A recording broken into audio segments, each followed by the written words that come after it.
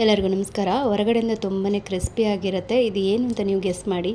So ನನಗೆ comment ಮೂಲಕ ಹೇಳಿ. ನಾನು ಬನ್ನಿ ಈಗ ರೆಸಿಪಿ ಏನಂತ ತೋರಿಸ್ತೀನಿ. ಆನಿಯನ್ ಎಗ್ ಬೋಂಡ ಹೇಗೆ ಮಾಡೋದು ಅಂತ ತೋರಿಸ್ಕೊಡ್ತಾ ಇದ್ದೀನಿ. ಇವತ್ತಿನ ಈ ರೆಸಿಪಿ ನಿಮ್ಮೆಲ್ಲರಿಗೂ ಇಷ್ಟ ಆದರೆ ಫ್ರೆಂಡ್ಸ್ ಆ್ಯಂಡ್ ಫ್ಯಾಮಿಲಿಗೆ ಶೇರ್ ಮೂಲಕ ಸಪೋರ್ಟ್ ಮಾಡಿ.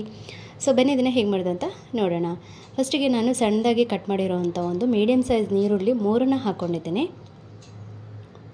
ನೀರುಳ್ಳಿ ಹಾಕಿದ ಮೇಲೆ ಕರಿಬೇವು ಹಾಕ್ಕೊಳ್ತಾ ಇದ್ದೀನಿ, ಸ್ವಲ್ಪ ಕೊತ್ತಂಬರಿ ಸೊಪ್ಪು, ಹಾಗೆಯೇ ರುಚಿಗೆ ತಕ್ಕಷ್ಟು ಉಪ್ಪು, ಸ್ವಲ್ಪ ಇಲ್ಲಿ ಖಾರದ ಪುಡಿ ಹಾಕ್ಕೊಳ್ತಾ ಇದ್ದೀನಿ. ಖಾರದ ಪುಡಿ ಸ್ವಲ್ಪ ಖಾರ ಇರೋದ್ರಿಂದ ನಾನು ಸ್ವಲ್ಪನೇ ಹಾಕ್ಕೊಂಡಿದ್ದೀನಿ. ಸ್ವಲ್ಪ ಕೊತ್ತಂಬರಿ ಪುಡಿನ ಹಾಕ್ಕೊಳ್ತಾ ಇದ್ದೀನಿ, ಒಂದು 1/4 ಸ್ಪೂನಷ್ಟು ಅರಿಶಿನ. ಈಗ 2-3 ಸ್ಪೂನಷ್ಟು ಕಡಲೆ ಹಿಟ್ಟನ್ನು ಹಾಕ್ಕೊಳ್ತಾ ಇದ್ದೀನಿ. ಹಾಗೆಯೇ ಒಂದು 1/4 ಸ್ಪೂನಷ್ಟು ಜೀರಿಗೆ ಪುಡಿನೂ ಕೂಡ ಸೇರಿಸ್ಕೊಂಡಿದ್ದೀನಿ. ಈಗ ಇದಕ್ಕೆ ಒಂದು 2 ಸ್ಪೂನಷ್ಟು ಅಕ್ಕಿ ಹಿಟ್ಟನ್ನು ಹಾಕ್ಕೊಂಡಿದ್ದೀನಿ.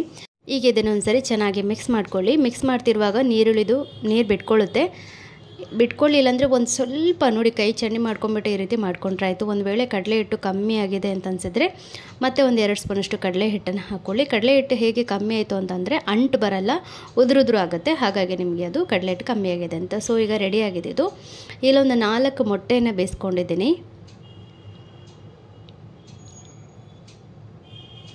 ಈ ಮೇಲ್ಗಡೆ ಎಲ್ಲ ಸಿಪ್ಪೆ ಕ್ಲೀನಾಗಿ ತೆಗೆದುಕೊಳ್ತಾ ಇದ್ದೀನಿ.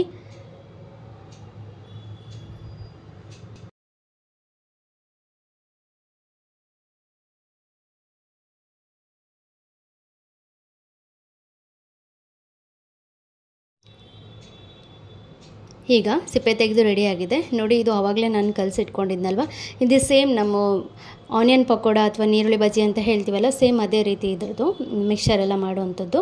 ಮಸಾಲೆಲ್ಲ ಹಾಕಿ ನಂತರ ತೆಳುವಾಗಿ ಆ ನೀರುಳ್ಳಿದು ನಾವೇನು ಮಸಾಲ ಮಾಡಿ ಇಟ್ಕೊಂಡಿರ್ತೀವಲ್ವ ನೀರುಳ್ಳಿ ಬಜ್ಜಿದು ಅದರದ್ದು. ಸೊ ಈ ರೀತಿ ಮೊಟ್ಟೆ ಮೇಲೆ ತೆಳುವಾಗಿ ಸ್ಪ್ರೆಡ್ ಮಾಡ್ಕೊಳ್ಳಿ.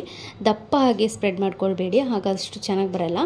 ತೆಳುವಾಗಿ ಮೊಟ್ಟೆ ಮೇಲೆ ಈ ರೀತಿ ಸ್ಪ್ರೆಡ್ ಮಾಡ್ಕೊಳ್ಳಿ ಕೈನಲ್ಲಿ.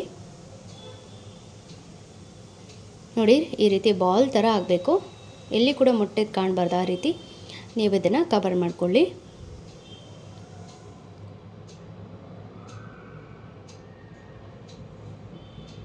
ಸೊ ನಾನು ಇದನ್ನು ಈ ರೀತಿ ರೆಡಿ ಮಾಡಿಬಿಟ್ಟು ಡೈರೆಕ್ಟ್ ಎಣ್ಣೆಗೆ ಹಾಕ್ತಾಯಿದ್ದೀನಿ. ನಿಮಗೆ ಈ ರೀತಿ ಎಣ್ಣೆಗೆ ಹಾಕೋದು ಬೇಡ ಅಂದರೆ ನೀವು ಮೊಟ್ಟೆಗೆ ಡಿಪ್ ಮಾಡಿ ಬ್ರೆಡ್ ಕ್ರಮ್ಸ್ ಹಾಕಿ ಫ್ರೈ ಮಾಡ್ಕೊಳ್ಬೋದು. ನಾನಿಲ್ಲಿ ಮೀಡಿಯಮ್ ಫ್ಲೇಮಲ್ಲಿ ಎಣ್ಣೆ ಬಿಸಿಗೆ ಇಟ್ಕೊಂಡಿದ್ದೀನಿ, ಅದಕ್ಕೆ ಡೈರೆಕ್ಟ್ ಹಾಕಿ ಫ್ರೈ ಮಾಡ್ಕೊಳ್ತಾ ಇದ್ದೀನಿ. ಸೊ ನೋಡಿ ಈ ರೀತಿ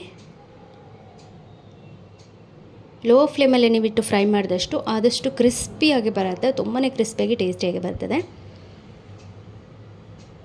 ಸೊ ನೋಡಿ ಒಂದು ಸೈಡ್ ಕಾದಿದೆ, ಇನ್ನು ಒಂದು ಸೈಡ್ ಕಾಯಲಿಲ್ಲ. ಸೊ ನೋಡಿ ಈಗ 2 ಸೈಡ್ ಕೂಡ ಚೆನ್ನಾಗಿ ಫ್ರೈ ಆಗಿದೆ. ಸೊ ನಾವೀಗ ಇದನ್ನು ತೆಗೆದುಕೊಳ್ಳೋಣ. ಇನ್ನೇನು ಉಳಿದಿತ್ತು ಅಂತಂದರೆ ಈ ರೀತಿ ನೀರುಳ್ಳಿ ಬಜ್ಜಿ ಥರ ಹಾಕ್ಕೊಂಡ್ರೆ ಆಯಿತು. ಇದಂತೂ ತುಂಬಾ ಸಖತ್ತಾಗಿತ್ತು. ನಾನು ಒಂದಷ್ಟೇ ಫ್ರೈ ಮಾಡಿದ್ದೀನಿ, 2 ಫ್ರಿಜ್ಜಲ್ಲಿ ಇಟ್ಟಿದ್ದೀನಿ, ಸಂಜೆಗೆ ಫ್ರೈ ಮಾಡ್ತೀನಿ. ಸೊ ಇವತ್ತಿನ ಈ ರೆಸಿಪಿ ನಿಮ್ಮೆಲ್ಲರಿಗೂ ಇಷ್ಟ ಆಗಿದೆ ಅಂತ ನಾನು ಭಾವಿಸ್ತೀನಿ. ಒಂದು ಸಾರಿ ಟ್ರೈ ಮಾಡಿ, ಹಾಗೆ ನಿಮ್ಮ ಅನಿಸಿಕೆಗಳನ್ನು ನನ್ನ ಜೊತೆ ಶೇರ್ ಮಾಡಿ.